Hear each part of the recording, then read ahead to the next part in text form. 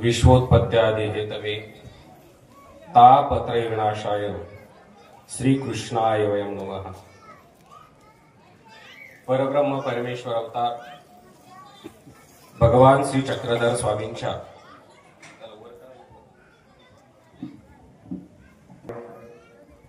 संपन्न होत असलेला श्रीकृष्ण मंदिर शेलू संगीतमय श्री दत्त प्रभू कथा व कीर्तन प्रवचन सोहळा, या सोहळ्याच्या निमित्ताने संपन्न होत असलेली आजची ही धर्मसभा, या धर्मसभेचे अध्यक्ष परमपूजनीय परमादरणीय श्रद्धेय माझे परमस्नेही श्री दत्तप्रभू कथा प्रवाचक पूजनीय महंत श्री सारंगधर बाबाजी महानुभाव, तुम्हा सर्व शिरूवासियांचा श्रद्धास्थान, सर्वांचा मार्गदर्शक असणारे परमपूजनीय परमादरणीय परमश्रद्धेय महंत श्री विश्वनाथ बाबाजी कोठी महानुभाव, अध्यक्ष अखिल भारतीय महानुभाव परिषद परभणी जिल्हा, या ठिकाणी उपस्थित असलेले परमपूजनीय आदरणीय महंत श्री सारंगधर बाबाजी कोठी, परमपूजनीय परमादरणीय ईश्वराधिष्ठित श्री कृष्णदास दादाजी शास्त्री कोठी, ज्यांच्या मुखारविंदातून या ठिकाणी श्रीमद भगवद्गीतेचं पठन आपण सर्वांनी 7 दिवस श्रवण केलेले आहे, असे परमपूजनीय श्री श्यामदादाजी जामोदेकर, परमपूजनीय श्री बाळूदास मुनी अंकुळणेकर, परमपूजनीय श्री सुदास मुनी अंकुळणेकर, या ठिकाणी उपस्थित असलेले सर्वच संत महंत तपस्विनी माता बंधू आणि भगिनी, गेल्या 4 वर्षापासून आपण या ठिकाणी मंदिर वर्धापन दिनाच्या निमित्ताने कथा आयोजित केलेली आहे। मला वाटतं 2-3 वर्ष तुम्ही श्रीमद भागवत कथा श्रवण केली। याही वर्षी कथेचा नित्यक्रम तोच होता, क्रम बदलला। पंचकृष्णाचा निरूपण करत असताना साधनदाता स्वामी श्री चक्रधरांनी जो क्रम सांगितला, पंचकृष्णामध्ये अग्रस्थानी गोपाल कृष्णांचं नाव येतं आणि या जगाला, या विश्वाला, या विश्वामध्ये व्यतीत असलेल्या, मार्गक्रमण करत असलेल्या सर्व संप्रदायाला आधारभूत असलेलं, ज्यामध्ये शैव आहे, वारकरी आहेत, महानुभाव आहेत, अनेक नव्याने उभारलेले असतील, पुरातन संप्रदाय असतील, या सगळ्या संप्रदायाचं आधारभूत दैवत असलेलं श्री दत्तात्रेय प्रभू, आणि योगायोगानं तुम्हा सिलूवासियांचं सौभाग्य म्हणावं लागेल की त्या जगणीयन त्याचं कथेचं नियोजन सुद्धा यावर्षी झालं आणि आपण सर्वांनी अमोघ दर्शन, अमोघ कीर्ती असलेली श्री दत्तप्रभू कथा आपण सर्वांनी श्रवण केलेली आहे। निश्चितपणे दर्शनेन हरती दंभ, दर्शनेन हरती पाप, ज्याच्या दर्शनाने दंभ आणि पाप हरत, त्याही पेक्षा ज्याच्या दर्शनाने कैवल्याची गाठ बांधल्या जाते, त्या श्री दत्तात्रेय प्रभूंची कथा आपण सर्वांनी श्रवण केलेली आहे। बाबांनी सुंदरपैकी ती कथा आपल्या सर्वांच्या समोर विवेचन केली, आपण सर्वांनी ती ऐकली। आज आपण समारोपाकडे वळत आहोत। असं म्हटलं जातं, पवित्र ते कुळ, पावन तो देश, जेत हरीचे दास जन्म घेते। गाव चांगलं असलं, घर चांगलं असलं की त्याचं अंगण चांगलं असतं, अंगण चांगलं असलं की माणसाचं हृदय चांगलं असतं, हृदय चांगलं असलं याला कारण मन चांगलं असतं, मनाला कारण त्याचं अधिष्ठान चांगलं असतं, आणि ज्याचं सगळं चांगलं असतं तिथे कुळी कन्या पुत्र होती जे सात्विक, तयाचा हरीख वाटे देवा, त्या देवाला सुद्धा प्रसन्नता वाटते। आपण देवाकडे आनंद मागायला जातो, मात्र देवालाही आनंद होतो, देवालाही सुख पाहावंसं वाटतं, देवालाही तुमच्या आमच्याकडे पाहून काय घ्यावं तर सुख घ्यावं असं वाटतं। म्हणून परमेश्वर अवतरतो, परमेश्वर क्रीडतो, तुमच्या आमच्या सोबत येतो, खेळतो, बसतो, नांदतो, कशासाठी? तुमच्यातलं सुख अनुभवण्यासाठी। आज या सिलूवासियाने दुग्ध सरकार योग आहे, श्री दत्तप्रभूंची कथा झाली. काल्याचा प्रसाद होता. मला वाटतं नियोजित कार्यक्रम काही नव्हता, परंतु काला व्हावं. प्रत्येकाला प्रश्न पडला, तू जन्माला का आला? याचं उत्तर कशात आहे तर प्रसादे सर्व दुःखानां हानिरशोपदाय. काल्याचा प्रसाद घेतला की मनुष्य मुमुक्षत्वाकडे जातो.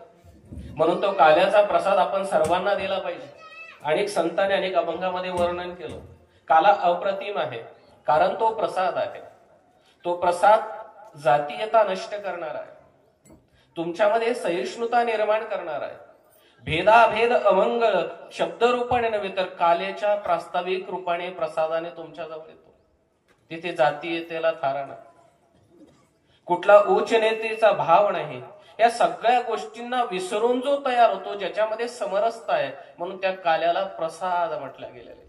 7 दिवस झालेल्या कथेचा काला म्हणजे जे आम्ही शास्त्र शिकलो. आता कोणी अद्वैताकडे जातं, कोणी द्वैताकडे जातं, हो ज्याच्या त्याचा भाग आहे. परंतु अवघा रंग एक झाला. सगळ्यांना एकत्रित घेऊन चालण्याची परंपरा जी गोपालकृष्णांची आहे, त्या परंपरेचा वारसा जोपासण्याचं महत्वाचं भाग्य आज सेलू ग्रामवासियांना आलं. आणि इथल्याच एका भूमिपुत्राने आज सुंदर असं काल्याचं कीर्तन केलं. मन अतिशय भरून आलं. कारण मी ज्या वर्षी कथेला आलतो तेव्हा हरिभक्त पर्यंत सिद्धार्थ महाराज संस्थेत शिकत होते. प्रारंभ त्यांचा चालू होता. आज इथल्या सिद्धार्थला पाहिलं आणि पुन्हा एकदा मला गौतम बुद्धांची आठवण आली. तेही निघाले होते. तेही सिद्धार्थ आहे ज्यांनी सिद्धांत जपला. आज पुन्हा आज गावातल्या सिद्धार्थ उठला आणि गोपाल काल्याचं कीर्तन केलं. कीर्तन अप्रतिम होतं, सुंदर होतं. कारण वारकरी संप्रदायाचा नियम आहे, काल्याचं कीर्तन करत असताना चरित्र ते उच्चारावे, देवे केले गोकुळी. आणि एकदा त्या कसोटीमध्ये, त्या नियमामध्ये, त्या वारकरी संप्रदायाच्या चकोरीमध्ये आज काल्याचं कीर्तन तुम्ही सर्वांनी अनुभवलं. आपल्या मुलानं आपल्या समोर काल्याचं कीर्तन करावं आणि सगळ्यांनी कौतुकाने, प्रत्येकाचे डोळे कौतुक करत होते. प्रत्येकाच्या डोळ्यातून स्नेहाचा, ममत्वाचा वर्षाव होत होता. आपलं मूल आहे, मग कृष्णाचं वर्णन सांगतं. त्या कृष्णाचं जो सांगतो, मामेकम शरणं व्रज अहं त्वा सर्व पापेभ्यो मोक्ष इष्यामि महासुच. तो श्लोक सांगत होता. काल्याचा अभंग जरी वेगळा असेल तर मतीचा अर्थ होतो, जो माझा प्रसाद घेईल, जो मला शरण येईल, मला शरण आल्यावर मयेव मनाद्यस्व मयी बुद्धिम निवेश मन मना भवमद भक्तो मद्या जीवाम नमस्कुरु. जो माझ्यामध्ये समाविष्ट, जो बुद्धीने मला शरण येईल, जो मनाने मला शरण येईल, देहाने मला शरण येईल, आणि इथं आल्यानंतर जो माझा प्रसाद घेईल ना, त्याचा उद्धार करण्यासाठी मी प्रतिबद्ध आहे. त्या गोपाल कृष्णांचं वर्णन, त्या गोपाल काल्याचं वर्णन आज हरिभक्त परायण श्री सिद्धार्थ महाराजांनी केलं. मी रात्री ही कीर्तनाला या ठिकाणी उपस्थित होतो. रात्री श्री दत्तात्रय प्रभूंचा, माझे गुरुवर्य आदरणीय श्रद्धेय परमपूजनीय प्रातस्मरणीय चिंतनी जनक आचार्य प्रबल श्री बाभुळवकर बाबा शास्त्री बाबांचा रात्री अभंग सेवेसाठी होता. त्या अभंगावरती सुंदर चिंतन झालं. दत्तकथा ऐकली, कृष्णाचा काला घेतला. आणि आज प्रमुख वक्ता म्हणून आलो तर मनामध्ये असं होतं आपण एखाद्या स्वतंत्र विषयावर बोलावं. रात्रीचं कीर्तन ऐकलं, बाबांची दत्तकथा लोकांकडून ऐकली, छान कथा झाली. सकाळी गोपाल काला ऐकला आणि ठरवलं आता आपणही विचारांचा काला करायचा, आपणही स्वतंत्र विचार मांडायचे. तुम्हा सर्वांना तो प्रसाद मोकळ झाला. तुम्हाला एवढेच म्हणेल की सगळ्या संप्रदायाची, कुठलाही संप्रदाय असो, सगळ्यांनी अहिंसा शिकवली. कोणी भांडणं करायचं शिकवलं नाही. प्रत्येक सांगतो आपण अहिंसेकडे गेलं पाहिजे. म्हणून अहिंसेचं व्रत धरायचं, सेवेचं व्रत धरायचं. सेवा परमो धर्म.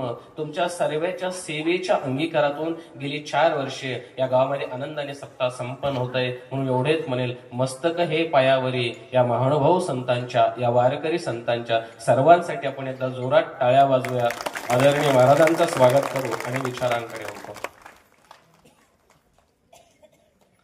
माऊलींनी ज्ञानेश्वरीचं लिखाण केलं. स्वामी श्री चक्रधरानंतर माई भट्टांनी लीळाचरित्राचं लिखाण केलं.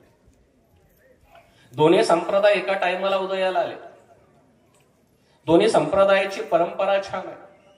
दोन्ही संप्रदायाची विचारगती छान आहे, विचार प्रणाली छान आहे. दोघं गुण्यागोविंदाने या महाराष्ट्रामध्ये रुजू झालेले आहेत. त्यानंतर अनेक संप्रदाय आले, लयास गेले.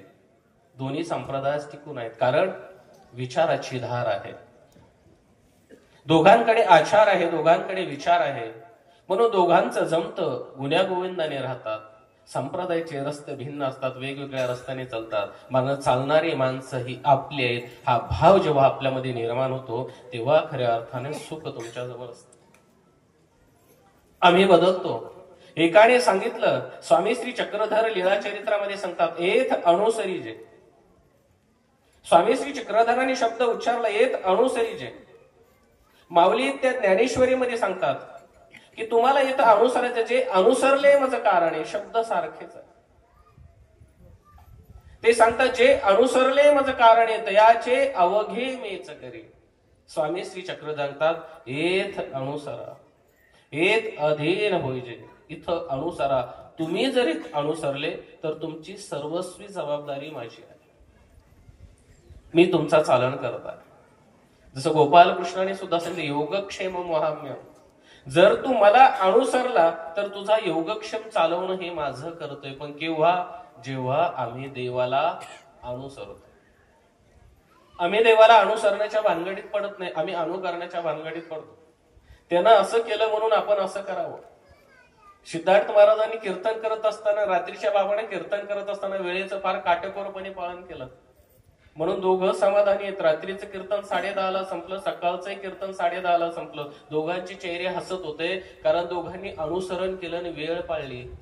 आपण नेहमी रडतो, नेहमी उदास असतो, कारण आयुष्यात वेळेची ना आपली भेटच होत नाही. आपली वेळ चुकती म्हणून दुःख आपल्याकडे आहे. आपण वेळेशी कधी बांधील नाही, वेळ आपण कधी आपल्यामध्ये आणली नाही. ज्यानं वेळेचं तंतोतंत पालन केलं ना तो सुखी आहे. एक छोटा दृष्टांत देतो आणि पुढे चालतो. एक माणूस निघाला डॉक्टरांनी पाहिलं, एक उंट पाहिलं, त्यांनी विलाज करायचा, तिथं गेले, गळ्यामध्ये कवट फसलं होतं, उंट बेजार झाला. डॉक्टर गेले, 2 दगड घेतले, त्याचा घशामध्ये फोडलं, कवट फोडलं, पाईप टाकला, एक गोळी टाकली, गोळीनं त्याला बरं वाटलं, चांगलं वाटलं. कंपाऊंडरनं पाहिलं, फार सोपं आहे म्हणे, काही अवघड नाही. पुन्हा 10-15 दिवसांनी गिऱ्हाईक आलं, गध होतं, उंट संपला, गध्याची बारी आली. गध्यालाही त्रास व्हायला लागला, हा गेला. म्हणजे डॉक्टरने गेल्या 500 रुपये घेतले, काहीच केलं नाही. 2 दगड आणले, त्या गऱ्याला मारले, त्यानं 2 एक नळी घेतली, त्याच्यात गोळी टाकली, फुकला आणि निघून गेला. आपल्याला एवढंच करायचं. तो आला, मालकाला सांगितलं, का हो तुम्ही गध्याचं तोंड दाबा. गध्याचं तोंड दाबलं, त्याच्यामध्ये नळी टाकली, गोळी टाकली. परंतु गोळी टाकल्यानंतर थोडंसं मालकाशी बोलायला लागला. मालकाशी बोलत असताना पुन्हा लक्षात आलं, गोळी टाकली, फुकायचंय. फुकणं राहिलं होतं, तोंड जवळ घेतलं, पाईपाला तोंड लावलं, फुकणार, तेवढ्यामध्ये गध फुकलं आणि गधेची गोळी याच्या पोटामध्ये गेली. कशामुळं? फुकायची वेळ चुकली. त्यानं डॉक्टरनं केलेलं पाहिलं, मात्र डॉक्टरनं ते वेळेवर फुकलं, म्हणून गोळी त्या उंटाच्या पोटामध्ये गेली. उंटाला बरं वाटलं, याची वेळ चुकली म्हणून याची गोळी याच्याच पोटामध्ये गेली आणि याला दुखणं आलं. आपलंही तसंच होतं. संसार दुःखमुळं चोहीकडे इंगळ कळतं, हेही कळतं. अवघाची संसार सुखाचा करीन, आनंदे भरीन तिन्ही लोक. हेही ऐकलं. अरे संसार संसार हेही ऐकलं, हे सगळं ऐकलं, मात्र सोडावं कधी हे कळत नाही. म्हणून परिस्थिती त्या कंपाऊंडर सारखी होते. रोज चटके बसतात, कळतं. जन हे सुखाचे दिल्या घेतल्याचे कळतं, समजतं, परंतु ते केव्हा सोडावं ही वेळ चुकते. म्हणून आमच्या जीवनामध्ये कष्ट आहेत. आम्हाला वेळ कळाली पाहिजे. आज सगळ्यात मोठं दुखणं आमचं कुठलं असेल तर आम्हाला वेळेचं भान नाही, आम्हाला कळत नाही आम्ही कधी संसार सोडावा. म्हणून संसार दुःखी. संसारासारखं चांगलं कुठेच नाही. संसारामध्ये सगळं चांगलं आहे, परंतु सोडावा लागतो आणि कधी सोडावा हे कळत नाही. ते माऊलींना समजतं. माऊलींचा इतिहास समोर थांबावं. 20-21व्या वर्षी थांबणं कळलं म्हणून ते 21 वर्षाचा आहे, चिरंतर आहे. ते वय चिरंतर काय. 27व्या वर्षी महाराष्ट्रामध्ये आल्यानंतर स्वामी श्री चक्रधर थांबले म्हणून ते वय अबाधित आहे. कुठं थांबावं हे आम्हाला कळलं पाहिजे. आम्हाला कळत नाही. मंदिरात गेल्यानंतर कुठल्या पायरीवर थांबावं कळत नाही. पायरीवर थांबत नाही, देवाजवळ जाऊन थांबतो, देवाला धक्का लावतो, बाजूच्या माणसाला लोटतो, देवाजवळ जाण्याचा आग्रह करतो. लक्षात येत नाही मूर्ती समोर थांबावं लागतं. कारण जो थांबला त्याला दिसतं. जो देवाकडे पाहू लागला ना त्याच्या लक्षात येतं देव काय, देवाकडे पाहण्याची दृष्टी हवी. थांबल्याशिवाय दृष्टी तयार होणार नाही, थांबावं लागतं कुठेतरी. म्हणून या संप्रदायामध्ये, या महाराष्ट्रामध्ये अनेक संप्रदाय, काही संप्रदायामध्ये काही विचारवंत अशी थांबली की आजपर्यंत त्यांनी आम्हाला त्यांच्या थांब्यावरून गाड्या सोडण्याचं साधन तयार केलं. अनेकांना विचारांचे रस्ते दिलेले आहेत. त्या रस्त्यांवरती आम्ही मार्गक्रमण करत आहोत. आम्हाला कळलं पाहिजे. श्री दत्तप्रभू कथा ऐकत असताना तुम्ही सांगितलं असं, बऱ्याच वेळेस उल्लेख आला, मदळसेचा उल्लेख आला. मदळसेची कथा रात्री कीर्तनकार बाबांनी सांगितली. मी कथेकडे फार जाणार. कथा ऐकली. काही मुलं घेऊन मदळसा माता गेल्या. आश्रम मध्ये राहायला लागले. एक छोटासा मुलगा राहिला. पतीची इच्छा होती त्यानं राहावं. राज्य कारभार मोठा, एकाने तरी थांबावं. एक थांबला. जात असताना आई आश्रमात गेली, राहिली. जाताना एक निरोप त्याला दिला. कधी जर दुःख आलं, कधी जर संकटाची चाहूल लागली, संसार अस्थिर झाला ना, तेव्हा श्री दत्तात्रेय प्रभूला शरण जा. जाताना निरोप दिला. आम्ही सांगतो ना, आळंदीला जाताना माझा निरोप द्या. अभंगामध्ये सुंदर म्हणत, मी येऊ शकत नाही पण माझा निरोप द्या. मला कधीतरी तुला पाहायचंय, कधीतरी तुझ्या भेटीला यायचंय, भेटीची ओढ लागली, मला यायचंय. निरोप सांगतो. निरोप कसा असावा? मदळसा मातेसारखा. मदळसेनं शेवटच्या मुलाला सांगितलं, जेव्हा संकट लागेल ना, संसार थरथरतो, आमच्या लक्षात येत नाही. संसार बऱ्याच वेळ सांगतो, निघ, तुझी गरज नाही, तुला निघावं लागतं. आम्ही पुन्हा संसाराला आला, पुन्हा संसाराला आम्ही आपलंच करतो, पुन्हा त्याला धरायचा प्रयत्न करतो, त्याला सोडत नाही. संसार बघतो, अरे निघ ना, आम्ही सोडत नाही. मदळसेनं सांगितलं, अशी चाहूल लागली की तू संसार सोडायचा. प्रत्येक आईनं आज आपल्या घरातल्या त्या व्यक्तित्वाला ते नातं जोडलं पाहिजे. तुला एक दिवस जायचंय बाबा, संसार ठीक आहे, चांगला आहे, पण कधीतरी तो सोडावा लागतो, तो सोडावा लागणार आहे. तुला सोडायचं ना, मग संसार कोणासाठी सोडायचा आहे? ते देवा कारणे सोडतं, देवाकडे जा. ज्यानं संसार सोडून देवाकडे गेलं ना, ते इतिहासामध्ये अजरामर झाला. मग तिकडे जनाईबाई असतील तर एक मुक्ताबाई असते, तर इकडं साधा आहे, महादाईसा आहे, बाईसा आहे. तिकडे जनाबाईने अभंगातून देव साधला, इकडे महादाईसानं अनेक ढवळ्यातून, अनेक श्लोकातून, अनेक ओवीतून देव सांगला आहे. मी फार वेळ सांगतो, लोक आम्ही साधायचा प्रयत्न करतो, आम्ही देवाला साधतो. देवाला साधण्यापेक्षा देवाला सांधा. चप्पल सांधता, दोऱ्याने त्याला टाका मारावा लागतो, तो पक्का होतो, त्याला सांधणं म्हटले गेले. तो शिवावं लागतं, तो टाका पक्का होतो. आपल्या हाताने जेव्हा टाका मारताना तो पक्का होते, सांधण आहे. देव सांधल्या गेला पाहिजे. आम्ही देव साधण्याचा प्रयत्न करतो. साधनं कधी कधी बाजूला जातं, त्याला सांधावं, त्याला आपलंसं करून घेण्याचा प्रयत्न केला पाहिजे. जनाबाईंनी आपलंसं केलं ना, शिव्या शापातून आपलंसं केला. केवढा तेवढा इतिहास आहे, केवढा इतिहास आहे. तुमची आमची वस्तू ओळखायला जावं लागतं. लोकांच्या लक्षात नाही या माणसाची वस्तू आहे की नाही. त्यांच्या गौऱ्या सुद्धा सांगायच्या जनाबाईंच्या गौऱ्या आहेत, कारण तो सांधलेला होता, निष्ठेनं सांधलेला होता, भावानं सांधलेला होता. आणि जेव्हा तुम्ही निष्ठेनं सांगता ना, तेव्हा तुमचा परिचय द्यावा लागत नाही. अरे रस्त्यावर पडलेली गौरी एखाद्या संतांना उचलावी, कानाला पटकन सांग, गौरी जनाबाईंची आहे. आमचं मंगळसूत्र कुठं पडलं तर लक्षात येत नाही, हे या बाईचं आहे का. गौरी सांगायची जनाबाईंची, कारण गौरी कानाला लावली की शब्द त्याच्या कानामध्ये पडायचे, विठ्ठल शब्द याचा निश्चित व्हायचे. गौरी जनाबाईंची ही निष्ठा होती, महादाईसाची निष्ठा आहे. महानुभाव संप्रदाय महादाईसा अजरामर आहे, निष्ठा आहे. केवढी ताकद एक स्त्री आहे ना. आज पहा, कुठल्याही कार्यक्रमाला स्त्रियांची संख्या भरपूर आहे, कारण ती ताकद आहे, चिकाटी, ते देवावरती चिकाटी, देवावरती श्रद्धा आहे. देवाला सोडत नाही, देवाशी भांडतात, झगडतात, देवावर कधी रागवतात, परंतु देवावर प्रेमही तेवढ्याच प्रकारे करतात. आणि संतांचा आम्हाला पाहायला भेटतात. महादाईसा तशीच आहे महानुभाव संप्रदायातली. महादाईसाकडे जर तुम्ही कधी पाहिलं तर फार सुंदर इतिहास, फार सुंदर स्मृतीमध्ये आम्हाला महादाईसा ऐकायला मिळते. कसं नातं जोडावं देवाचं, महादाईसाचं सुंदर उदाहरण आहे. देव आपला कसा केला पाहिजे, अनुसरण कसं आहे, त्या देवाकडे अनुसरलं कसं पाहिजे. शेवटच्या श्वासापर्यंत जो जगतो ना, त्याला अनुसरण म्हटलं. देव माझा आणि मी देवाचा, ही निष्ठा शेवटपर्यंत ज्याच्याकडे, ते अनुसरण आहे, तो कधीच वेगळा होत नाही. त्याला देवाजवळ राहावं लागतं. महादाईसाचं उदाहरण आहे. अरे ती महादाईस आहे जिच्या पाठीवर आचार्यांना उचल, केवढी ताकदीची पाठ आहे ते, ज्या पाठीवरती आजपर्यंत मानवा संप्रदाय उभा आहे. महानुभावांचा प्रथम आचार्य श्री नागदेवाचार्यांकडे पाहिलं. एखादा माणूस गेला तर सहज विचारायचा, बाबा हे सत्य आहे का? आणि आचार्य सांगू माझं गुरुकुळाची आण. दुसरं जर खूप टोकाचं बोलणं झालं तर आचार्याने सहज म्हणा माझं रुपेची आण. मला माझ्या बहिणीची शपथ आहे. एकाने विचारलं, असं का हो? तुम्ही श्री चक्रधरांच्या नव्हे, स्वामी श्री चक्रधरांच्या सन्निधानामध्ये मात्र शपथ घेत असताना गुरुकुळाची आणि स्वतःच्या बहिणीची घेतात, असं का? तेव्हा आचार्यांना सांगितलं, हे गुरुकुळ काय अच्युताचे गोत्र, हे अच्युताचे गोत्र आहेत, हे देवाचे नाते, म्हणून यांची शपथ घेतो. आणि दुसरी मी महादाईची शपथ यासाठी घेतो, बहीण म्हणून नाही.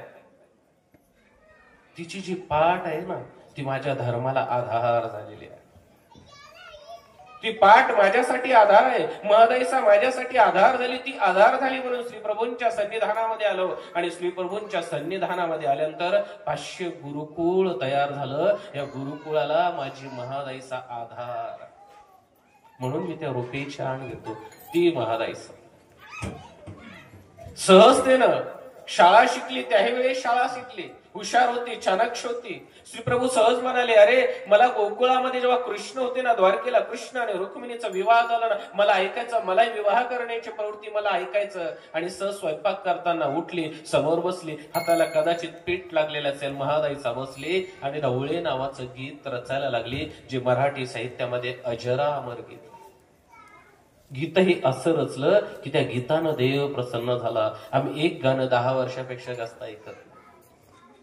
10 वर्ष झालं की गाणं नवीन यावं लागतं. कधी शांताबाई येतं, कधी काला कव्वा येतं. किती दिवस ऐका वाटतं? 2 दिवस, 10 दिवस, वर्ष, 2 वर्ष. 2 वर्षापूर्वी गाणं चाललं शांताबाई शांताबाई. आता कोणीच नाव घ्यायला तयार नाही. आता ऐकतं का कोणी? आता कोणीच ऐकत नाही. प्रत्येक जण, एक काळ आशिकीचे गाणे चालले, खूप लोकांनी ऐकले, आता ऐकत नाही.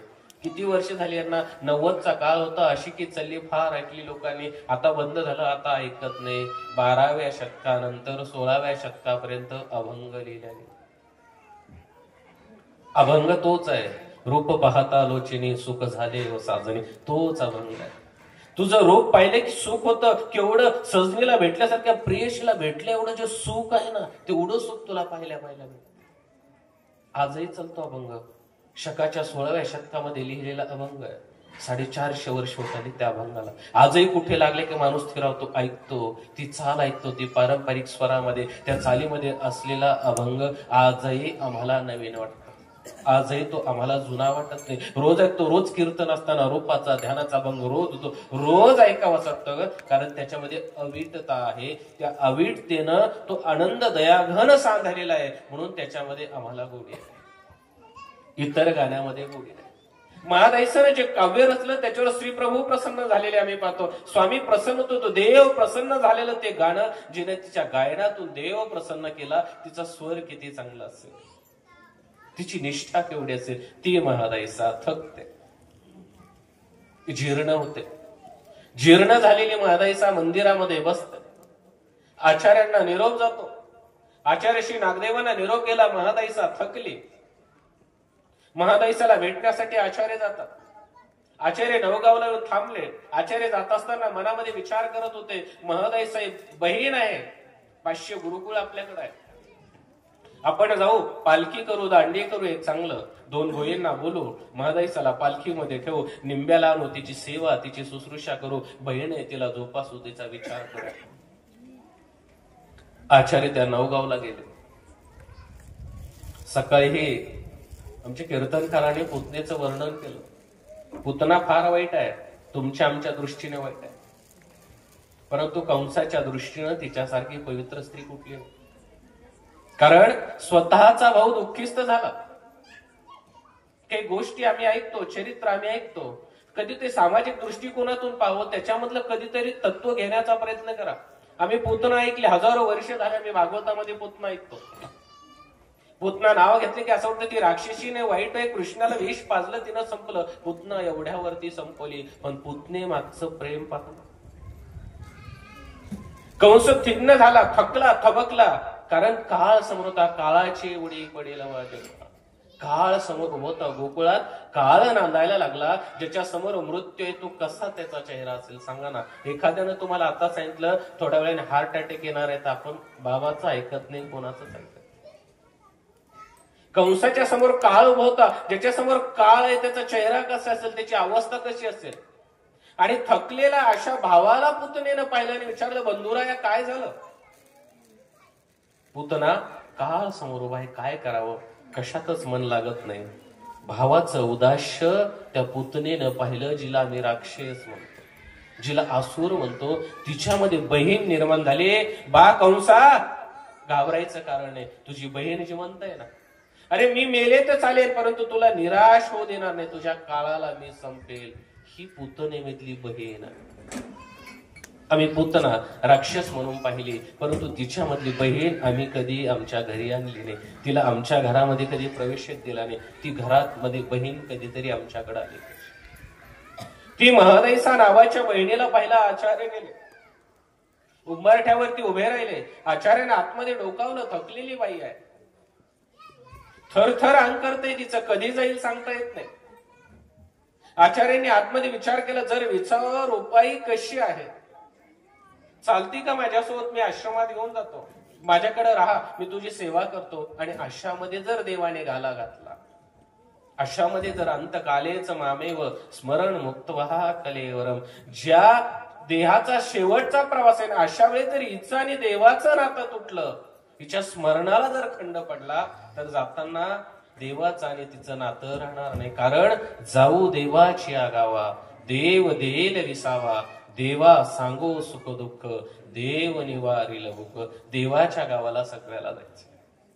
आणि आता ही त्या वाटेवरती जाताना जर देव विसरला तर हे बरं होणार नाही.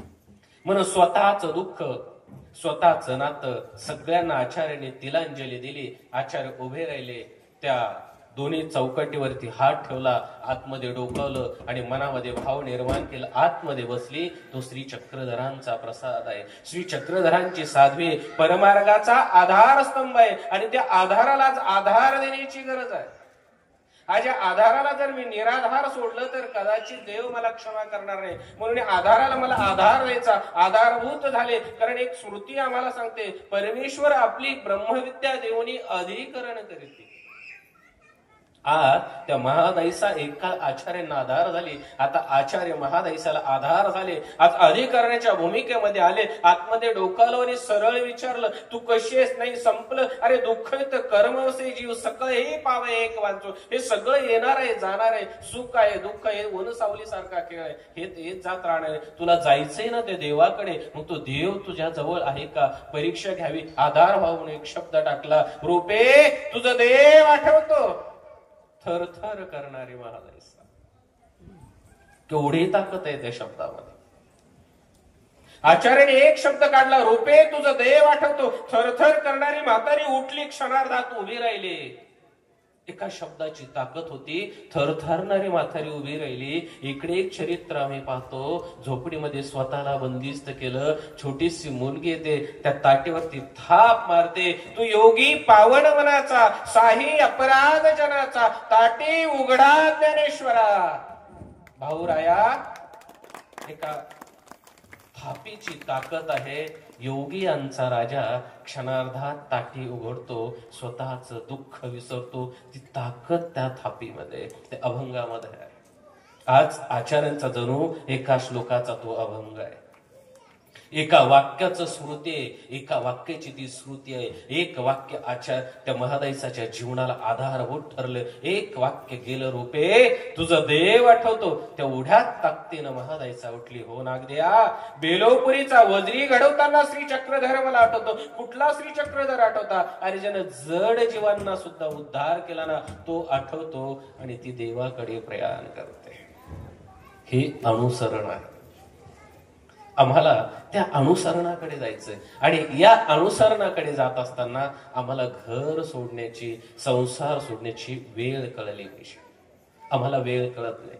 आणि जो अनुसरण ना, त्याच आचार्यांनी सांगितलं, स्वामी श्री चक्रधरांनी सांगितलं, ज्ञानेश्वर माऊली, त्याचा करता मी आहे जो मला अनुसरला. जर मला अनुसरत नसेल आणि तो म्हणत असेल सगळं माझे, सगळं देवाने माझं करावं, तर ते शक्य होत नाही. कारण अस्थिपरी आम्हाला शेवट सांगते, क्षेपल्या विना नाही.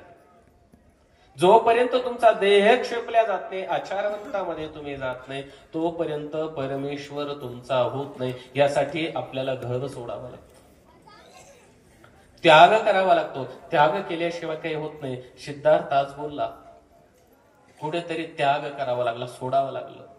जीन्स पॅन्ट सोडावी लागली, डोक्यावरची चांगली कॅप सोडून गांधी बाबाची टोपी घालावी लागली. लोक नाव ठेवतील, धोतर नेसावं लागलं. तुमच्यासारखं चकमकता सोडली, म्हणून आज त्याच्या पायामध्ये पावित्र्य आलेलं आहे.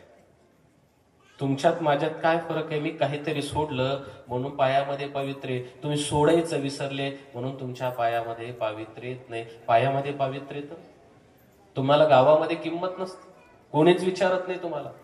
तुम्ही असेच फिरत राहता, कोणी रामराम करत नाही, दंडवत करत नाही, कोणी तुमच्याकडे पाहायसाठी तयार होत नाही, कोणीच नाही. तुम्ही उबगता, थकता, काहीच काय करावं. सुनवंते जाणावं कुठं तर सोडा ना घर. काय घरातच बसलात तुम्ही, सोडा घर. सून म्हटली, राग आला, मारुतीच्या पारावर आला, विठ्ठल रुक्मिणीचा बुक्का लावला. तेवढ्या ते बाबा आला, म्हणे चलतो का पदयात्रेत? ते म्हणे चला ना बाबा, मला लय देवाची गोडी आहे.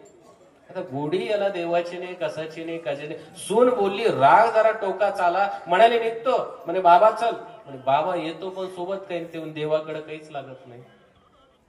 2 हात, तिसरं मस्तक, चौथी श्रद्धा आणि निष्ठा. यापेक्षा काय लागतं देवा? म्हणे चलतो. म्हणाले हो, चालायला लागला. बाबा सोबत चलता चलता दुसऱ्या गावाला गेलो. बाबाने रस्त्यामध्ये एक झेंडा दिला, एक गाठी दिली. हातामध्ये गाठी घेत, हातामध्ये झेंडा धर, गळ्यात गाठी घालत चल रस्त्यानं. खेटर तर गावातच फाटलं होतं, ते नव्हतं, धोतर फाटलेलं होतं. दुसऱ्या गावात गेलं. दुसऱ्या गावात लोकांनी पाहिलं, झेंडा हातामध्ये होता, गळ्यात गाठी होती, रस्त्यानं चालत होता. कधी कृष्ण म्हणायचा, कधी राम म्हणायचा. सोपा मंत्र होता, रामकृष्ण हरी चलत. बाबांनी शिकवला, रस्त्यानंच पाठ केला. परिस्थिती काही पाठ करायला होते माणसाला. तुम्हाला असं म्हणा, बोला रामकृष्ण हरी म्हणा, तुम्ही म्हणता बाबा जमत नाही. आणि एखाद्या डॉक्टरना, बाई तुम्ही उद्या मरणार आहेत, तुम्ही म्हणता रामकृष्ण हरी, रामकृष्ण. परिस्थिती काय करायला लागली तुम्हाला सांगतायत. बाबा म्हणाले, म्हणायला लागला. चालता चालता दुसऱ्या गावात गेला. 10-5 माणसं आली. म्हणे माऊली या ना, घरी या. गरम पाणी ठेवलं, चांगलं धोतर दिलं, रात्री बाजेवर झोपलं. त्याला फार बरं वाटलं. घरामध्ये सगळं मी कमवलं, घर आपलं, शेत आपलं, पलंगाला पैसे माझे, गावाचे मुंडके मोडले, वाडा बांधला, लोकांचे बांधव कुरू कुरू सरकी लावली, त्याला भाव पडला. सगळं पोरासाठी जमा केलं आणि त्यानं मला अक्कल. त्यानं कधी चहा दिली नाही, काही नाही. आज या बाबांनी काय केलं? बाबांनी फक्त नाम सांगितलं, थोडासा झेंडा हातात दिला, 50 रुपयाची गाठी दिली. ती बाबांचेच पैसे होते, झेंडा बाबाचा, नाव देवाचं. याचं काय होतं? काहीच नव्हतं. फक्त घर सोडलं, घरातलं सोडलं, हे स्वीकारलं, बाहेर गेला म्हणून जग पाया पडायला लागलं. पाय तेच आहेत ज्या पायाकडे कोणी पाहत नव्हतं. आज त्या पायावर गरम पाणी पडलं, कोणी दूध टाकलं, कोणी मध टाकला. पाय धुवायला लागले आणि लोक पाय पडायला लागले. का? त्यानं सोडलं. काय केलं त्यानं? घर सोडलं, गाव सोडला, संसार विसरला. तर एवढी किंमत वाढली. आम्हाला जर देवाजवळ किंमत वाढवायची असेल तर आम्हाला हे सगळं सोडावं लागतं. जे 7 दिवस बाबांनी दत्तकथेमध्ये सांगितलं की तुम्हाला सोडायचंय, सगळं सोडावं लागणार आहे. सोडल्याशिवाय किंमत वाढत नाही. मी सिद्धार्थची कथा सांगत होतो, गौतम बुद्धांची. सोडलं गौतम बुद्धांनी. आणि काय लागतं जगण्यासाठी? फार काही लागत नाही. तुम्ही सहजतेने जगू शकता. फार वस्तू लागत नाही जगासाठी. आमचे गुरुवर्य बाबा नेहमी एक दृष्टांत उदाहरण देतात. जगायला काय लागतं?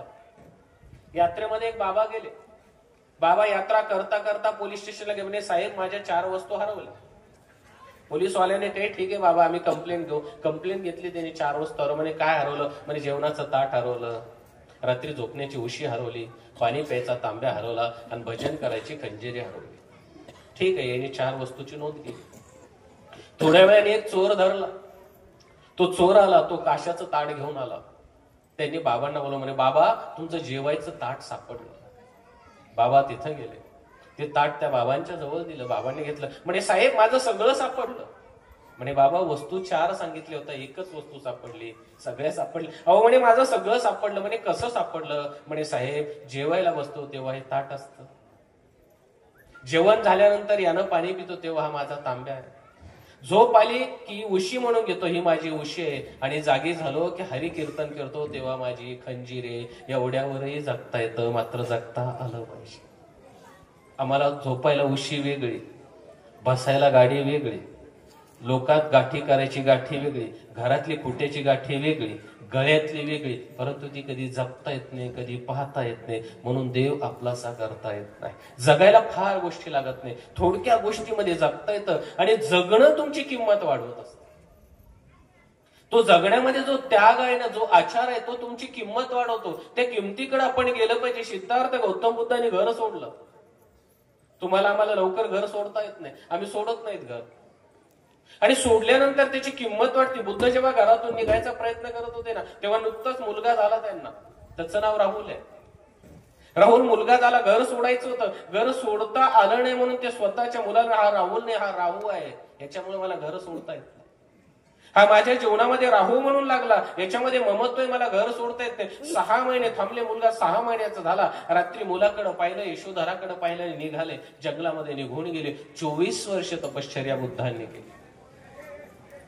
24 वर्षानंतर आठवलं आपण घरी गेलं पाहिजे. 24 वर्षानंतर बुद्ध गेले. सोबत आनंद नावाचा शिष्य आहे. 2 जण गेले. राजवाठ्याच्या समोर उभा राहिले आणि राज मंदिराच्या समोर त्यांनी भिक्षास्वर काढला. भिक्षास्वर काढल्यानंतर यशोधरेनं आवाज ऐकला. आवाज तर ओळखीचा आहे, आवाज फार ओळखीचा. पळत पळत बाहेर आले. पाहिलं तर बुद्ध समोर उभे आहेत. एकेकालचे राजकुमार त्या राजाचे राज्य समोर उभे. आज त्या राजाकडे पाहत होती. अंगावरती वस्त्र आहेत, भगवे वस्त्र, हातामध्ये कटोरा आहे, झोळी ज्याला आम्ही म्हणतो ती झोळी आहे. एवढ्या मोठ्या राज्याचा राजा समोर होता, यती वेशामध्ये होता. आम्हाला स्मृतीमध्ये एक अशी स्मृती आठवते, महानुभावांच्या स्मृतीमध्ये. पात्र बदलतात. इकडे लोकाईसानं आवाज दिला. बाहेर बसला होता एक माणूस. अवघ्या तारुण्यामध्ये पतीला नाकारून संसाराला लाथाडून निघालेली लोकाईसा आचार्य श्री नागदेवांकडे जाते. संसार लाथाडता आला पाहिजे.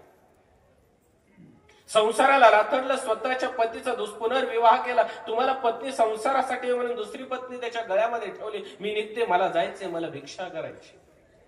गेली, आचार्यांकडे गेली. आचार्यांना काही काळासाठी बाहेर पाठवली. तिकडे असं घडतं. ती लोकाईसा ती भिक्षा स्वर काढती. समोर बसलेला म्हातारा वयोवृद्ध झाला. डोक्यावरती लाल फेटा होता. पाहिलं, कुणीतरी साध्वी म्हणून दंडवत केला. आवाज ओळखीचा वाटला. नजर कमी झाली, दिसत नव्हतं. जवळ आला. साध्वी आहे कोणीतरी, आवाज मात्र परिचयाचा आहे. समोर आला, दंडवत केला. पुन्हा लोकाईसाने विचारलं, ओळखलं का? आता आवाज पटला, खात्री पटली. डोक्यावरचं पागोट काढलं, तिच्या पायावरती ठेवलं आणि नतमस्तक झाला. आम्ही एवढं स्मृती ऐकली. आम्ही थांबलो एवढ्यावरती. मी त्याच्या पलीकडे जाईल. मला अनुभवलेली स्मृती सांगेल. जेव्हा उभं येतो ना, लोकाईसा उभी आहे. लुखाईचा समोर स्वतःचं डोक्यावरचं पागोट काढलं. अरे अहंकार आहे, पागोट अहंकार होतं. माझ्याकडे मी संसारामध्ये सुखी आहे. आई, तुला पाहिलं संसारामध्ये सुखी नाही. अगं जवळ काही नसताना सुद्धा माणसं सुखी असतात, म्हणून पागोट बाजूला काढलं. संसार डोक्यावरती घेणं चांगलं नाही. समोर गेला आणि पूर्वाश्रमीचा पती आज लोकाईसाच्या चरणावरती पडला, पायावरती पडला, दंडवत केला. आई, हे दंडवत तुझ्या त्यागाला आहे. ते त्यागल्यानंतर माणूस मोठा होतो. त्यागाशिवाय माणूस मोठा होत नाही. त्या त्यागाला त्यानं केलेला दंडवत आहे. इकडे यशोधरा उभी राहिली. यशोधरेनं बुद्धांकडे पाहिलं. राहुलला पुढे घेतलं. म्हणाले, राहुल, हे तुझे पिता, तुझे वडील आहेत. विचार, 24 वर्षांचा यशो विचार.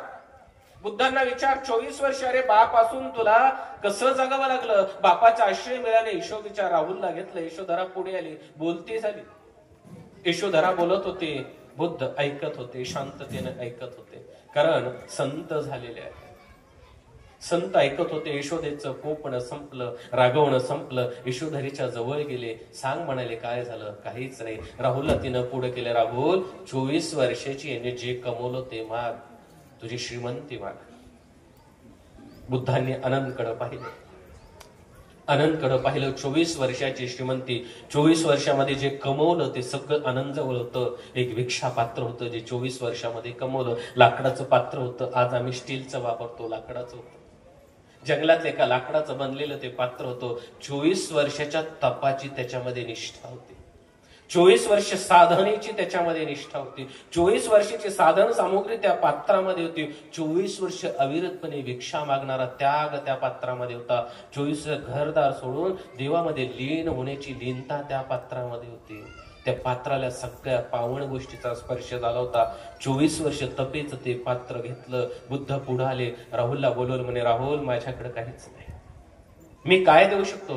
24 वर्षाचं तप आहे. 24 वर्षामध्ये जे कमवले ना ते दोन्ही हातामध्ये धरलेलं पात्र होतं, घेतलं आणि राहुलच्या हातामध्ये ठेवलं.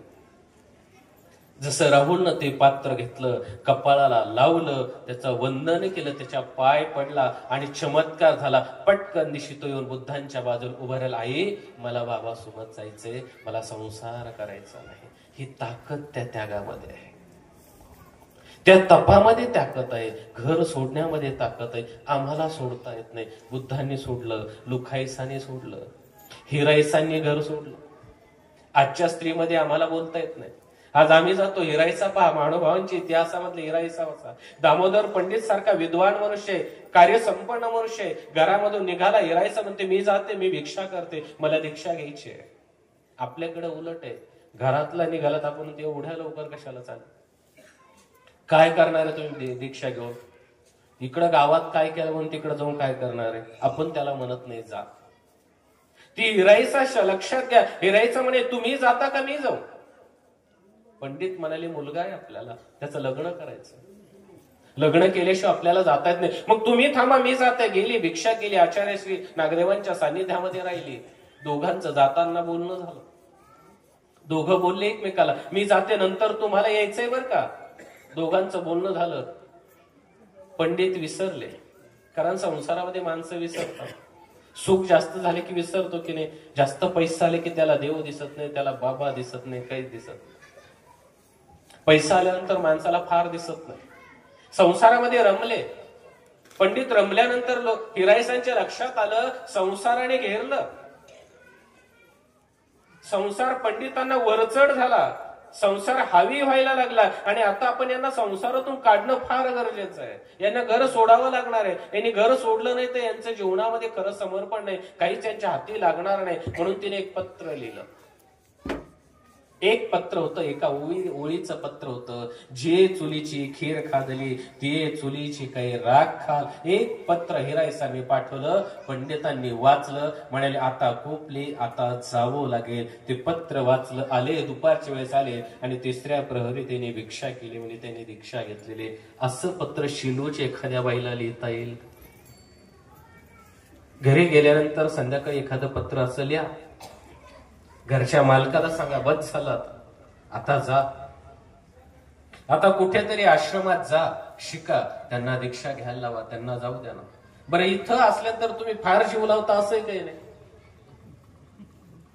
इकडं असल्यानंतर असं एखादं उदाहरण आहे का फार जीव लावला? सकाळी उठायचे पहिले गरम पाणी, त्याला चंदनाची साबण, आरती ओवाळी, जेवायला पाटावर, ते आले की गरम पाणी, त्यांना वेळेवर, असंही काही नसतं.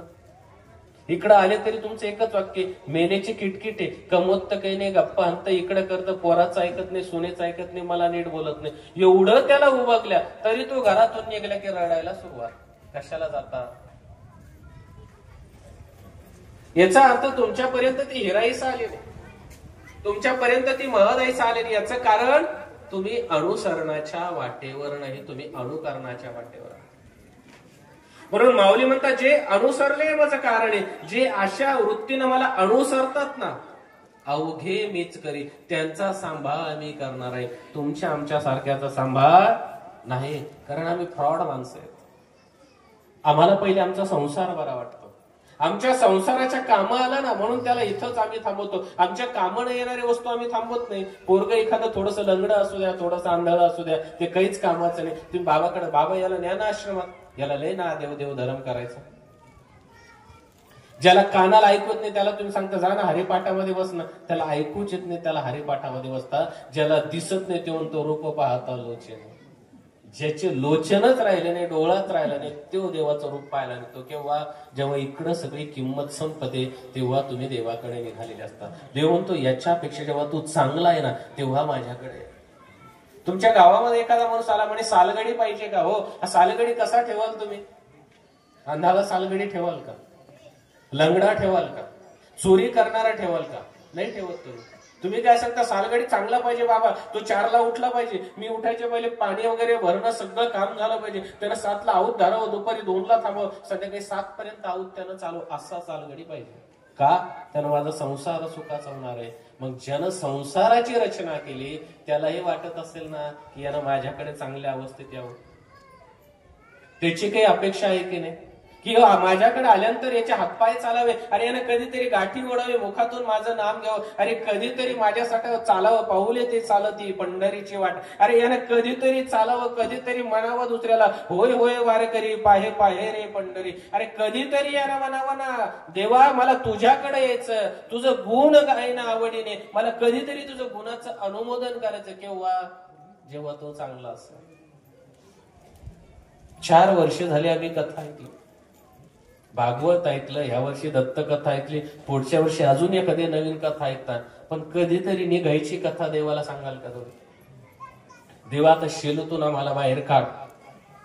आपलं शेलूतून बाहेर निघणं म्हणजे गावाच्या बाहेर फुकणं, हेच आपलं शेलूतून बाहेर निघणं.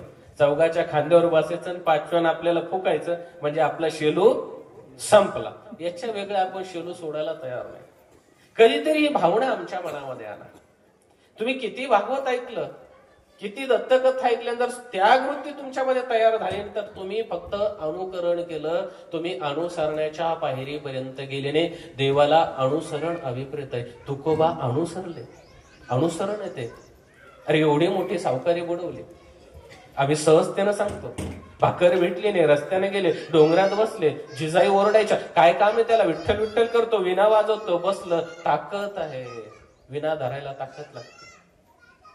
सहज कोणी धरू शकत नाही, ताकद लागते. त्या घोंगडीवर उभा राहायला निष्ठा लागते. त्या घोंगडीवर उभा राहणं सहज नाही. काय म्हणे, उठला की रात्री पोथी सांगायला जातो, याला ओव्या सांगतो, ताकद लागते.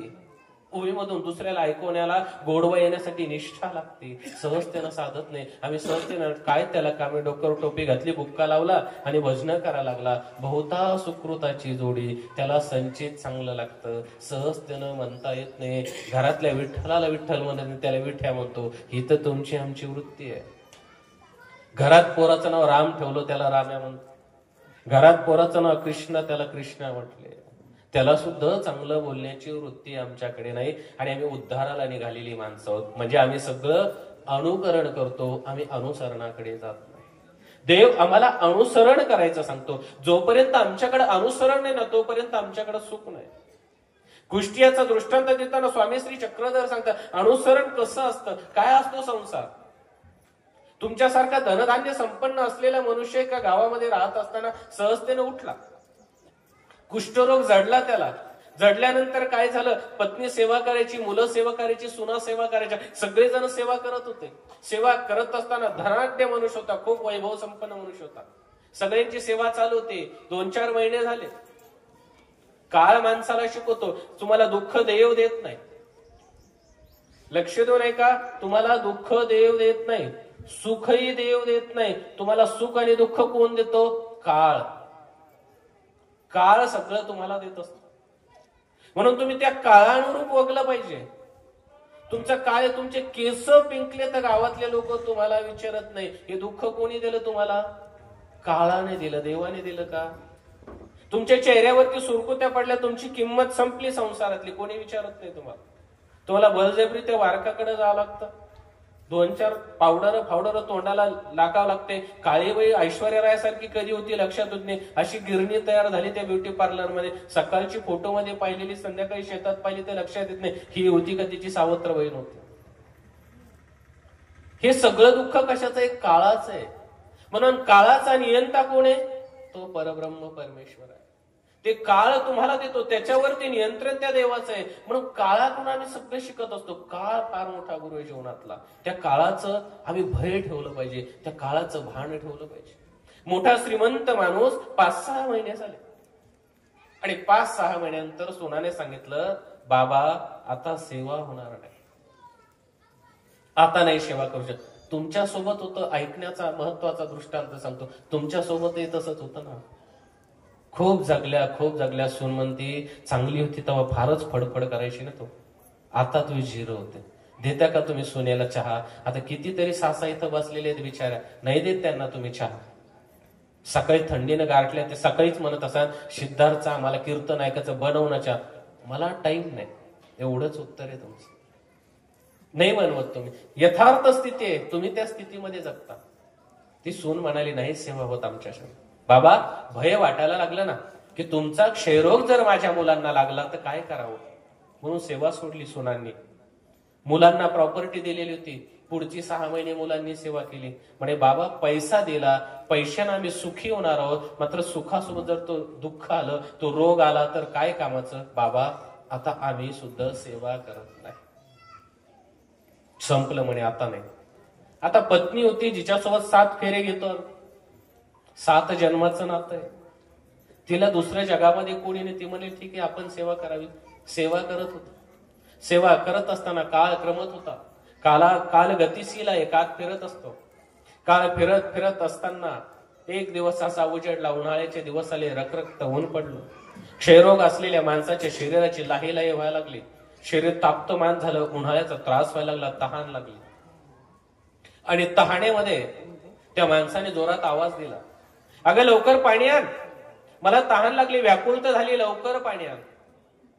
बाई ताड भरत होती, पाणी लोट्यामध्ये भरलं, जेवायचं ताड घेतलं. आज जरा ताथरट्या पावलाने जोरात पाय टाकले. पाय आपटत आपटत आली, एक पाय आतमध्ये टाकला. हा स्वप्न रंगवत होता, असाच तो पाय पहिल्या दिवशी टाकला. काहीतरी मापटं भरलेलं असतं, मापटं ओरंडलं आणि सुखाच्या संसाराला सुरुवात झाली. तिनं पाय टाकल्याच्या लक्षात आलं, असाच हिने एक दिवस पाय टाकला होता. माप पडलं, धान्य खाली पडलं आणि जणू लक्ष्मी आतमध्ये आली. अनुभवत होता, आज हिनं पाय टाकला, पायात ताकद होती. तेव्हा प्रेमाने पाय पडला, पाय तोच आहे, स्त्री तीच आहे, तोच डावा पाय आतमध्ये आला. मात्र पायाने आत त्यावेळेस मापटं लोटलं. आज पाय रागाने पडला आणि पाय पडल्यानंतर त्या डोळ्याने आज त्याच्याकडे रागानं पाहिलं. एक काळ ह्याच डोळ्यानं प्रेमानं पाहिलं. सुखाच्या संसाराला सुरुवात झाली. आज ती स्त्री, तोच दरवाजा, तोच उंबारटा, तिथंच उभा राहिली. आज डोळ्यामध्ये ममत्व नव्हतं, स्नेह नव्हतं, प्रेम नव्हतं. तुमची आमची प्रीती असती, प्रेम तर आम्हाला माहितच नाही. तिनं जोरात पाहिलं आतमध्ये. माणसाला भय वाटलं, एवढ्या जोरानं पाहती. पाहत्यामध्ये समोर आली, ताट भिरकावलं, पाणी भिरकावलं. कशासाठी आवाज देता? अगं तहान लागली म्हणून आवाज दिलो. अहो काय करणार, नाही पाणी मिळेल तर मरताना. अरे तुम्ही मेलेले चांगले, मरा ना, आता मरा, मी तरी मुक्त होईल. माणसाने शब्द ऐकले, बाई तुझ्यासाठी सगळं सोडलं, घर सोडलं, सगळं सोडलं. सख्या भावाला दरवाजा लावला, बहिणीला कधीच घरी येऊ दिलं नाही. आज माझ्यावर वेळ आली आणि तुझे हे वाक्य. स्त्रीकडे पाहत होता, फोटो काढावा तसं पाहत होता. पाहत असताना उठायला लागला. हात पायाला क्षय झाला होता. बोट आडवी झाली, हातापायची बोट वाकडी झाली, उठता येत नव्हतं.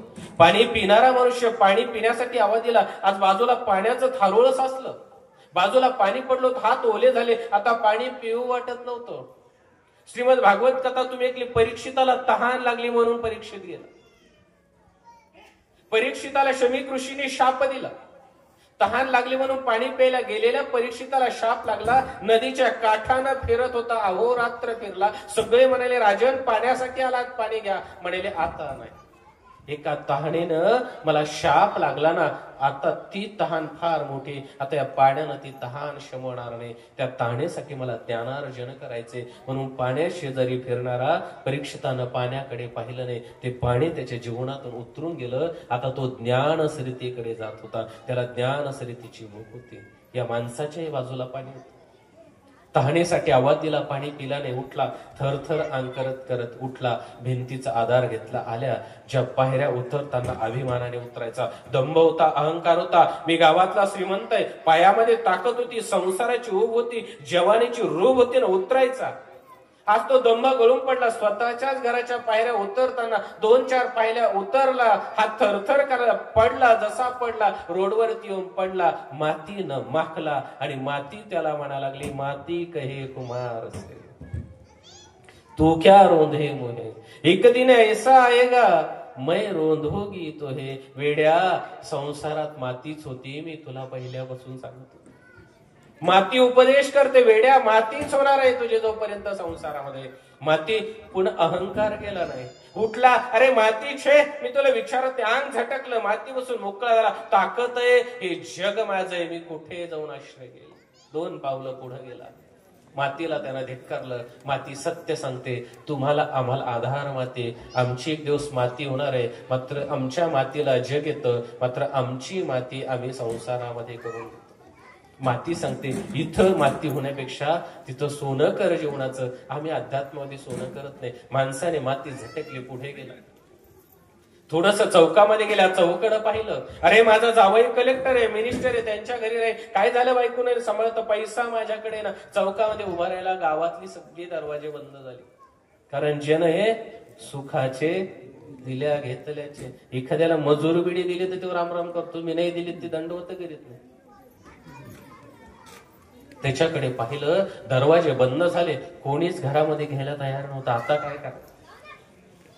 आता मात्र परिस्थिती बेकार झाली. विचार करायला लागला, स्वतःकडे पाहिलं, रखरखत त्या सूर्याकडे पाहिलं, वरती पाहिलं त्यानं. वरती पाहिल्यानंतर सूर्य तेजावला आणि सूर्यानं कदाचित त्याला समजून सांगितलं, जे गोकर्णाच्या वेळेस गोकर्णाला सूर्यानं सांगितलं, मंथोनी वेद शास्त्रार्थ व्यासे केले महाभारत. त्या महाभारताचा मतितार्थ श्रीमद भागवत हरीची लीला. जे सूर्यदेवाने गोकर्णाला सांगितलं, कदाचित ते त्याला त्या सूर्यानं सांगितलं, वेड्या कुठे निघालास, इथे काहीच नाही, संसार असाच आहे, तो माती करतो. सूर्याने कदाचित उपदेश केला, माणूस बसला, खाली बसला, आता शून्यामध्ये आला, आणि शून्यामध्ये आल्यानंतर जगामध्ये माझं कोणीच नाही, हा अनुताप त्याला झाला. आणि अनुतापाचे 2 अश्रू त्या जमिनीवर पडले. त्या अनुतापाच्या अश्रूचा सुगंध कदाचित त्या परमेश्वराकडे गेला. त्या परमेश्वराच्या लक्षात रडला. लक्षात आलं ना तुझ्या, संसार माती करतो, इथं काहीच नाही, अनुतापाने रडला. आज तुझ्या लक्षात आलं, जगाच्या पाठीवर विश्रांत चैतन्य देव आहे, त्याच्याकडे जावं लागतं ना. आणि क्षणार्धात त्याला त्या चौकातून दिसलं डोळ्याने, गावाच्या पलीकडे एक मंदिर आहे. सरळ त्या मंदिरामध्ये गेला, मंदिरामध्ये स्थिरावला. मंदिरामध्ये बसलेल्या माणसाला, तुमच्या आमच्यासारखं कोणी जावं, कोणी पाणी द्यावं, कोणी भाकर द्यावी, कोणी त्याला आंघोळ घालावी. आता सगळी लोक त्याची सेवा करत होती, कारण मंदिर सगळ्यांचं होतं. पाठीमागचं कृष्ण मंदिर आणि समोरचं विठ्ठल मंदिर हे कोणाच्या मालकीचं? हे सगळ्यांचं आहे, कारण तिथं जे अधिष्ठान आहे ते सगळ्यांचं आहे. तुम्ही आम्ही वाटलं, आम्ही राम वाटला, आम्ही कृष्ण वाटला, आम्ही बुद्ध वाटले, आम्ही चक्रधर स्वामी वाटले. आम्ही सांगितलं चक्रधर स्वामी आमचे महानुभावांचे, तुम्ही म्हणला नाही ज्ञानेश्वर फक्त आमचे वारकऱ्यांचे नाही. माऊली कुठेच म्हटले नाही मी वारकऱ्यांचे, आणि स्वामी श्री चक्रधर कधी म्हटले नाही मी फक्त महानुभावांचे. स्वामी श्री चक्रधर सांगतात, तुम्ही अच्युत गोत्रीय किंगा. अच्युत शब्दामध्ये सगळे आहे, सगळ्यांचे. आम्ही स्वतःला बांधून घेतलं, आम्ही स्वामींना मर्यादा घातल्या, आमच्या वेगळे स्वामी कोणाचेच नाही. आम्ही माऊलींना मर्यादा घातल्या, माऊली फक्त आमचे, माऊली सगळ्यांचे, स्वामी श्री चक्रधर सगळ्यांचे, कारण हे सकळ जीवाते चिंती. हा स्वामींचा उपदेश आहे, हे सकळ जीवाचे चिंतन करणार आहेत. स्वामी म्हटले नाही मी महानुभावांचं चिंतन करणार, महानुभावच माझा आहे, नाही. माऊली कधी म्हटले नाही भूता परस्परे पडो मैत्र जीवांचे. भूत शब्द वापरला, जो श्वसन करतो ना, ऑक्सिजनवर जगतो, तो भूत आहे. ते सगळ्यांचं चांगलं विचार करतात. इकडे पसायदान तर स्वामी अभयदान सांगतात. अरे तुम्ही या लोकांना अभयदान, तुम्ही चतुर्विधा भूतग्राम अभय द्यावे. आज आमच्याकडे अभयाच्या जागा नाहीत. आहे का कोणाकडे अभयाची जागा? 200 कोटी रुपये तुमच्याकडे भय बँकेत ठेवले, बँकेत ठेवल्यानंतर असं वाटतं बँक पळून गेली. आहे का अभय तुमच्याकडे? भयाच्या जागा आहेत. घरात माणूस झोपतो, बायकोचं भय, बायकोला नवऱ्याचं भय, दोघा नवरा बायकोला पोराचं भय, पोराला गावाचं भय, गावाला सरपंचाचं भय, सगळ्याला भयच आहे ना. सगळे शेवटी झाले की मी मरण, एक दिवस मरणार, हे भय आहे का पुढे अभय आपल्याला? एखादी तरी अभयाची जागा आहे का जिथं आम्ही निश्चिंत पावलो, बसलो, आम्ही बसू शकतो, निवांत जगू शकतो, अशी जागाच आमच्याकडे नाही. ती जागा या अध्यात्मानं, या मठा मंदिरानं तयार केलेली आहे. ते मंदिर आहे ते तुम्हाला भयमुक्त करतं. ते मंदिर म्हणजे ते निर्भय जागा आहे, ते अभयाचं ठिकाण आहे. आणि ते अभयाचं ठिकाण या संतांनी निर्माण केलं. देव अधिष्ठित झाला ते अभयाचं ठिकाण. ते सगळ्यांचं आहे. ते कोणा एका संप्रदायाचं होऊ शकत नाही. कुठला देव कुठला संत एका संप्रदायाचा होऊ शकत नाही. ते सगळ्यांचे, ते सगळ्यासाठी जीवन जगलं. तुम्ही आम्ही सगळ्यांना बांधून घेतले. आज आम्हाला अभयाची गरज आहे. आमच्याकडे अभय नाही. आम्हाला त्या अभयाकडे जायचं असेल तर त्या मठा मंदिरामध्ये जावं लागणार आहे. त्या मठामध्ये बसावं लागणार आहे. तो मनुष्य गेला मंदिरामध्ये सेवा करायला लागला. कारण तुम्ही मंदिरामध्ये गेलेल्या प्रत्येक माणसाचे आम्ही पाय पडतो. तुम्ही असे पाय पडत नाही. 4 वर्षाचं पोरग जरी टाळकरी असलं तरी आम्ही त्याच्या पाय पडतो. घरामध्ये बायकोच्या कोणी पाय पडत नाही, पण ती भजनामध्ये उभी असेल, कीर्तनकार मधून उभी असेल तर तुम्ही जाऊन तिच्या पाय पडता. कारण ती जागा श्रद्धेची, जागेनं तुमच्यात बदल केला. आता तुमचे मालक उठून मंडपमध्ये तुमच्या पाय पडतील का? नाही पडत. मंदिरामध्ये देवपूजा करता, लाईन उभे राहता ना, तेव्हा ते वाकून तुम्हाला दंडवत करतात. कारण तुम्ही अभयाच्या जागेवरती आहात. तुम्ही जागा बदलली ना, तुम्ही घर सोडलं, मनात देवाचा भाव केला म्हणून तुमची पदोपदी किंमत वाढली. काही क्षणासाठी म्हणा तुम्ही अनुसरलेले असता. आज तो मनुष्य त्या देवाला अनुसरणाचं वाक्य कसं असतं? इकडे संसाराची वाताहत झाली. मुलं पुन्हा आली बापाला बोलवायला. म्हणे बाबा चला, घराचं वाजलं, घराकडे यावं लागेल. आणि आलेल्या मुलांना त्या माणसाने उत्तर दिलं, ते खरं अनुसरण आहे. उंबरठ्यावरती उभा राहिला, मंदिराच्या बाहेर उभा राहिला. पाठीमाग ती मूर्त होती, समोर मनुष्य उभा राहिला. आधारभूत आहे, अभयाच्या ठिकाणी आहे. पाठीमागे आधारभूत अधिष्ठान असलेलं दैवत आहे. समोर संसार आहे. आणि त्या संसाराने बोलवलं, बाबा तुम्हाला घरी चालावं लागेल. एक वेळेस निळभट्ट भांडारेकरांना संसाराने बोलवलं, कुठे निघाला? भांडारेकर ज्याचे होतो त्याच्यासोबत निघालो. आता तुमचं आमचं नातं नाही. ते एक वाक्य आणि स्वामींनी दिलेल्या दृष्टांतातलं वाक्य फार महत्वाचं आहे. भंडारेकर निघाले, 16 वर्ष पुन्हा संसार मनामध्ये आणला नाही. त्या भंडारेकरांची सेवा स्वामींनी केली. आम्ही जगनियंता पाहण्यासाठी तरसतो. त्या जगनियंत्याने त्याचे वस्त्र धुतले, स्वतःची मांडी दिली. तुम्हाला सांगितलं मी थांबता आलं पाहिजे. इकडे माऊलींना थांबता आलं आणि महानुभावांच्या इतिहासामध्ये भांडारेकरांना थांबता आलं. कधी थांबवे भांडारेकरांना कळलं, म्हणून तो जगनियंता स्तुती करतो. भांडारेकरासारखं उठणं बसणं कोणाला जमलं नाही. कारण ते निशिकलं. मृत्यू जवळ आल्यानंतर स्वामी म्हणतात, काळ वंचना करू म्हणाले जी नाही, आता जगायचं नाही. कारण जाताना तुमची मांडी, तुमचा चेहरा, ती 32 लक्षणी मूर्त डोळ्यामध्ये साठवून तुमच्याकडे यायचं. आणि वाटाडे जर तुम्ही असाल, तुमचं बोट धरून जर कैवल्याला यायचं असेल तर यापेक्षा मोठं भाग्य काय? आणि क्षणार्धात कदाचित कैवल्य स्वामींनी तिथं दिलं. कैवल्य निधानानच त्यांना वाट्या लावलं. थांबणं निळभट्टांना कळलं, इकडे माऊलींना कळलं. समोर गेल्यानंतर उभा राहिला. त्या माणसाला सहज त्यांना विचारलं, मुलाने विचारलं, बाबा घरी चला, तुम्हाला घरी यावं लागेल. आता वडील उभे राहिले. एक सूत्र सांगितलं, आता मी घरी येणार नाही. मग तुमचं कोण आहे? तेव्हा ते एक वाक्य फार महत्वाचं आहे, ज्यास तुम्ही सर्वांनी घरी घेऊन जायचं. कारण या वाक्यावरती मी माझं आजचं व्याख्यान या ठिकाणी थांबवणार आहे. अनुसरण काय असतं? अनुसरणावरती त्या माणसाचे आता नाही, आता देव माझा आणि मी देवाचा, बस हे अनुसरण आहे. आम्हाला गेल्या 4 वर्षापासून आम्ही कथा ऐकलं, अनेक अधिकारांच आम्ही ऐकतो, परंतु या वृत्तीकडे आम्ही कधीतरी गेलो पाहिजे. हे अनुसरण कधीतरी आमच्याकडे आलं पाहिजे आणि आम्हालाही तसं उत्तर देता आलं पाहिजे. आता थकलो, आता देवाकडे जायचं आणि देव तो आपला करून घ्यायचा. संतांनी आपुला तो एक देव करून घ्यावा. तेने विना जीवा सुख हे, त्याच्याशिवाय आपल्याला सुख आणि समाधान राहणार नाही. मग कदाचित आता मी पहिल्या वर्षी भागवत केलं ते आमचे बालू पाटील गेले, आहे की नाही, देवाकडे गेले, आहे की नाही. आता देवाच्याच मार्गाला लागले ना, ते गेले बिचारे. कधीतरी त्यांना काहीतरी पुण्यच पळत पडेल ना, काहीतरी चांगलंच होईल ना. आता बालासाहेब होते, आता बालू दास झाले. आता मी त्यांना म्हटलं, दासपेक्षा बालकृष्ण बरं होऊन जाईल आता. कारण त्यांचं चालणं पूर्ण अगदी मजेशीर असतं. ह्या वयात टवटवीत पळणं वगैरे ती चांगली गोष्ट आहे. वाईट वाटतं माणसाला, संसारातला माणूस गेला, परंतु त्याच्या भल्यासाठी गेलेला असतो. आणि आपण जाणाऱ्याकडे जात असताना त्याला शुभेच्छा द्याव्या, त्याच्या पाठीशी उभं राहावं. कारण चोरी लेखाने केली तर आपण पोलीस स्टेशनला पैसे भरतो, त्यापेक्षा दीक्षा घेऊन देवाचं नाव घेतलेलं काय वाईट आहे का? म्हणून सगळ्यांनी त्यांच्या पाठीमुळे सदिच्छा ठेवा. पुन्हा कोणीतरी जा, कोणीतरी दीक्षा, फक्त चोरून जाऊ नका आणि अचानक जाऊन गावाला त्रास देऊ नका. सांगून जा, मला जायचं, कोणी काही फाशी देणार नाही. लपून जाऊ नका, मला जायचं, कोण काय करणार आहे. आता यम दरवाजा ताला म्हणजे मला घेऊन जायचं, काय करणार आहे तुम्ही? तुम्ही काय म्हणणार, थांबा त्याला जीव घालू द्या मग मला? त्याच्या पुढं कोणाचं चल, कोणी म्हणलं दीक्षा घ्यायचं, लगेच 2 ड्रेस जा म्हणा, बाबा घ्या दीक्षा. आज जाणार आहे ना, लपालपी करून जाऊ नका, मोकळं जा. देवाकडे जायचं, तिथं काय चोरत अरे जाणार आहे देवाकडे, कारण ते देवाकडे गेले की तुमच्यावर देवाची दृष्टी होणारच आहे ना, तुमचं तो भलं करणार आहे. म्हणून अनुसरणाच्या पायरीकडे जा, हेच या ठिकाणी सांगेल. आज तुमच्याशी सर्वांशी संवाद साधताना फार छान वाटलं. पुनश्च एकदा सगळ्या शेलूवासियांची या ठिकाणी भेट झाली. म्हणून मस्तक हे पायावरी या वारकरी संतांच्या आणि सर्व ईश्वरनिष्ठ मांदियाळी या ठिकाणी तुम्ही सर्व ईश्वराची लेकरे. पुनश्च तुम्हाला सर्वांना साष्टांग दंडवत करतो आणि माझ्या विचारांना या ठिकाणी विराम. गोपाल कृष्ण महाराज.